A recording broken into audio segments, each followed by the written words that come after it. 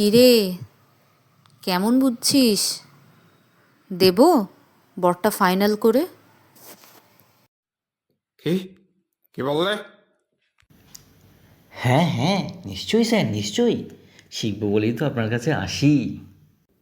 হ্যাঁ গো, শরীরটা ভালো নেই, মুখখানা শুকনো লাগছে।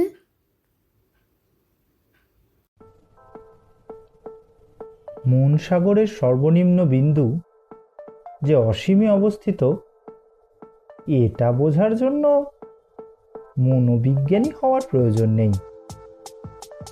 সবাই জানে কম বেশি। হাকিম সারদাচরণ কিন্তু তা মানলেন না। হেঁটে বসলেন একেবারে উল্টো দিকে। পেয়েও গেলেন মনের তল দেবীর বরে। তারপর পারলেন তিনি সেই তলদেশের অধীশ্বর হতে। জানতে হলে শুনুন আলোকযাত্রী নির্দেশিত গল্পস্বল্প মন গহীন।